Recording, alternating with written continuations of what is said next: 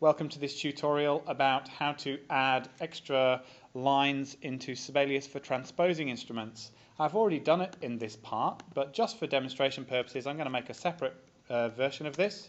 I'll call it broken to remember that this is the one that I mucked up. And I'm going to go into the instruments menu, which is just a question of pressing I for instruments, and I'm going to delete out those transposing parts that you can see I already added. It asks me if I'm sure and I say yes, and so now I'll be able to show you how to do it. So just to prove they're gone, they've now gone from the parts list.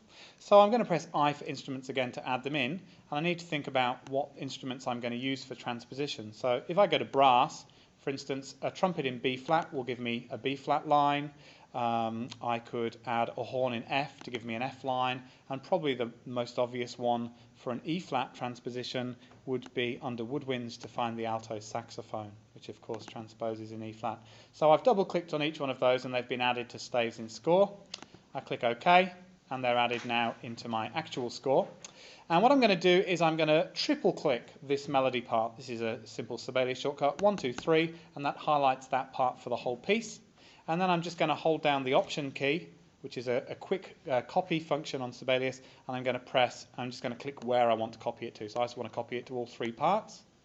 That's very nice. And you'll see that Sibelius, as well as adding them into the score, also added automatically parts into the parts menu. So if I go into horn in F, you'll see here in the score it's in C, but when I go into the part, it's automatically in the correct key signature. It's been transposed up a fifth, and look, it's even transposed the chord names as well. So if the horn player wanted to improvise based on its key signature, the chords would be correct. You can see I've got a few clashes in the part, so I'll just drag a few things around to clean those up, and then I'll be ready to print that out and give that to my player. Now if I want to actually change the way that those appear, I can go into the parts menu, which is just this button here, and then I can click, say, on my horn in F part, and click a second time to edit it, and then I can just say melody in F instead. And the other thing that I can do is that I can also change that on the score, so that now it's appearing as melody in F there on the score, and also when I go into the horn part, it now appears as melody in F. You don't have to necessarily do that for your assignment, but it's just a nice little finishing touch. The other trick that I've done in the file I showed you before, I might as well show you while I'm making a video of it, is to hide these instruments, because I really only need the melody to appear once in the score.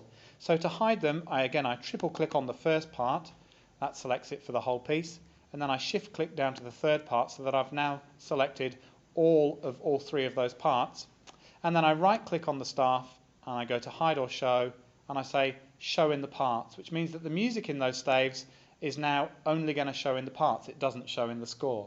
But even though I've hidden that in the parts, there's nothing in there anymore, the staves are still there. So while they're still highlighted, I go to layout and I say hide empty staves.